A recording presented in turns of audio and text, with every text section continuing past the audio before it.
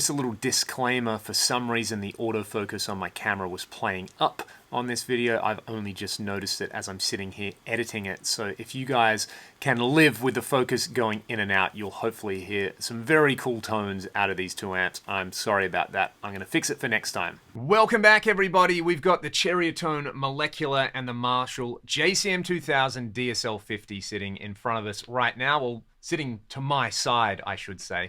I have both of these amps connected to a radial Tonebone VT head switcher going into the same Marshall cab with vintage 30s. I'm playing my PRS Custom 24 with a Duncan JB and Jazz pickup set in it. Now, I want to show off why I own these two amps, how similar they can sound, and how different they can sound, because they both fill independent ecological niches for me. The DSL I used for years as my main gigging amp, and I more or less used it in the sort of way I would recommend most people run an amp for a rock gig. Run this as the bass crunch tone for your rhythm tone, use your volume control to clean it up for clean bits, and kick in some kind of boost pedal for over-the-top leads. The Ceriatone I acquired last year after going back and forth with Nick from Ceriatone and basically specking out my dream modified Marshall. It's based on a Cameron Atomica, which itself is essentially a JCM 800 with some modifications. So they've both kind of got the same DNA in some way. They're very distant cousins. All right, let's get started. We'll start with the DSL. My go-to DSL settings for like a light crunch are the green channel crunch mode, volume and gain in the middle, presence all the way off, and bass, middle, and treble at 1 o'clock. Sounds like this.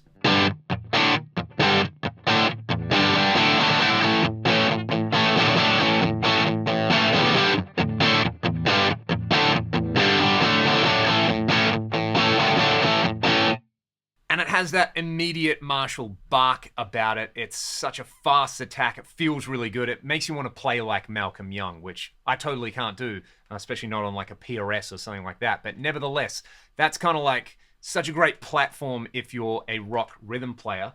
I've set up the Molecular to sound pretty similar. It sounds like this.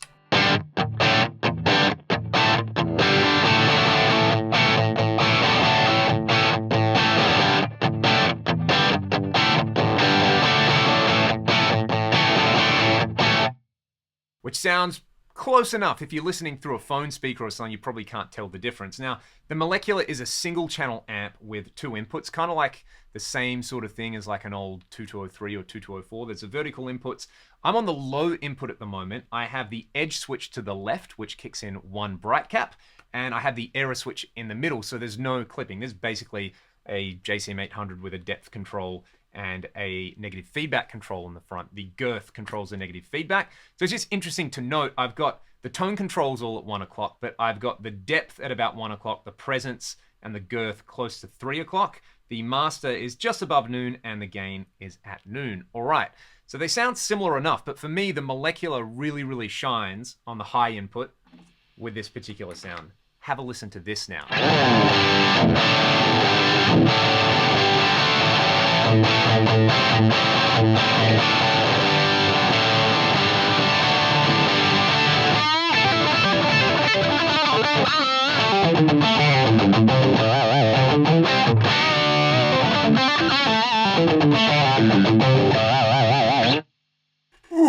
That is a lot of gain, a lot of saturation, and I don't have any of the clipping options engaged.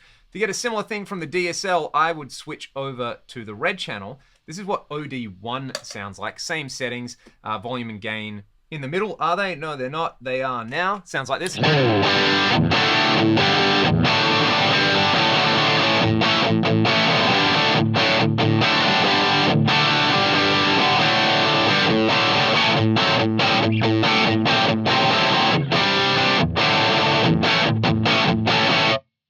And then if we go to OD2,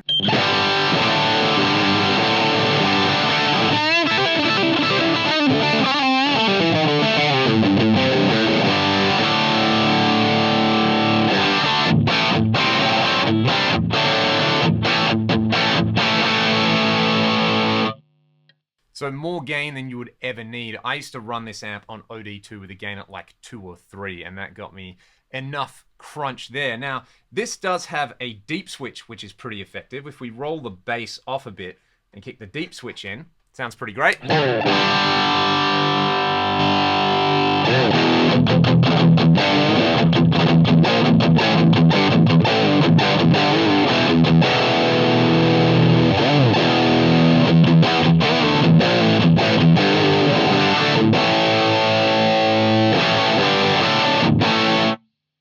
Add some real nice low-end thump in there, but you can hear the kind of character of the game just goes from really nice and articulate to way too much, whereas the Molecular kind of holds itself together a little bit more with that same level of gain.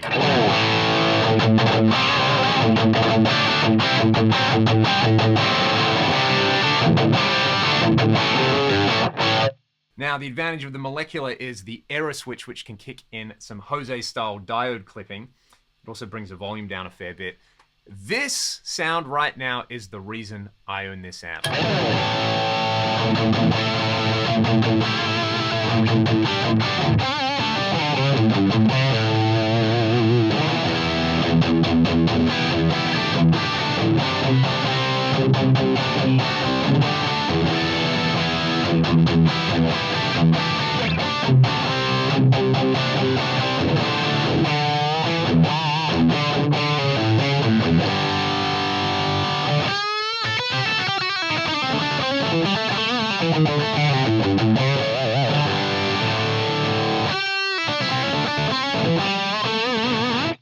It is addictive, it's saturated, it's saggy, it's gooey. It's like, for me, the ultimate brown sound style amp. And the DSL kind of can't get into that territory. It's, some might say it sounds kind of stiff. I would just say that it's tight and articulate, and it really works well if you throw a Tube Screamer or a Super Overdrive in front of it for crazy stuff. But the Molecular doesn't need any of that. You can also put the error switch to the right, which gives you even more saturation and distortion.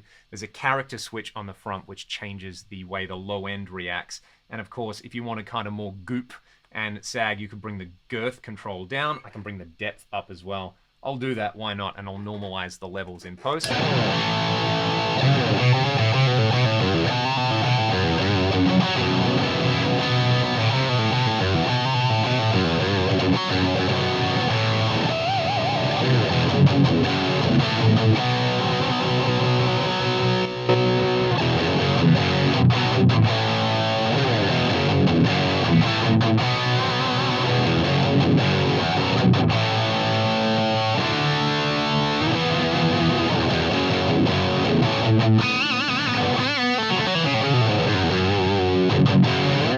And then again with the error switch to the left. So yeah, there you go. I mean, you can hear that this amp for over-the-top 80s stuff is the absolute ticket. The sort of more modern stuff, and if you needed something more versatile, a DSL will probably get you there, especially on this green channel, because you know, if you go to one of the split coil modes over here, you can get a really nice kind of bluesy tone if you dial back the tone control on your guitar, or on this guitar anyway.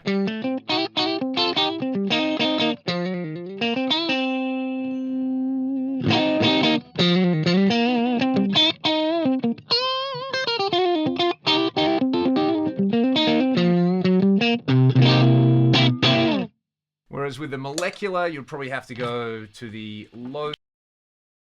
Ooh, what was going on there? Maybe a ground loop, and bring the gain right down and manipulate it with your volume control, something like this.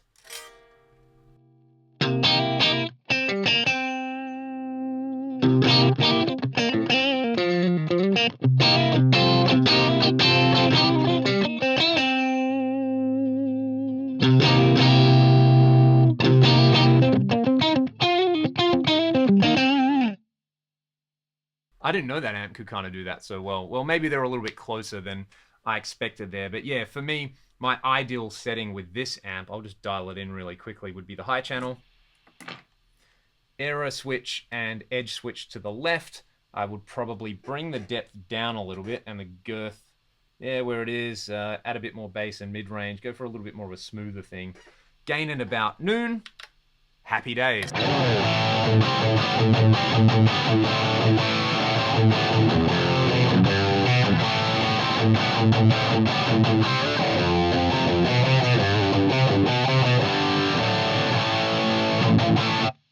Whereas the DSL, if I was going for high gain stuff, you know, I might set it up for a slightly less gain, and I would use a pedal in front of it or something like that. Let's just hear this guy.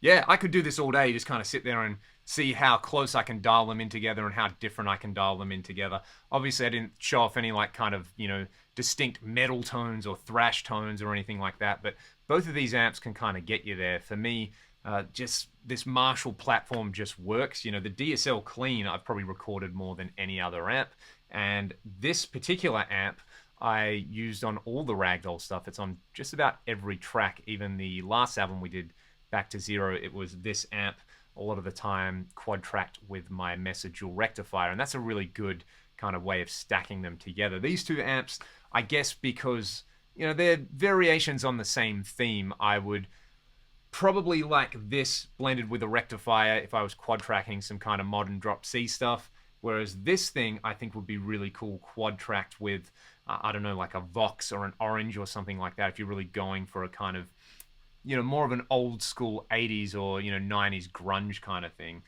This would probably do the Alice in Chains thing really, really well just on its own as well. So there you go. DSL, Molecular, love both of them. Let me know what you guys think of each amplifier in the comments. And, just like anything, this is gas. This is gear addiction syndrome. This is why we end up having 30,000 variations of the same thing.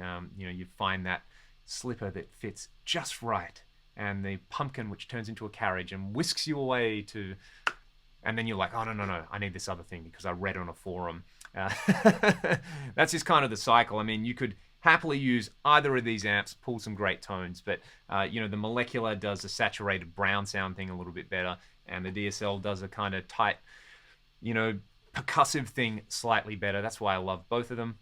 See you guys next time. Thanks for listening to me waffle on about tube amps.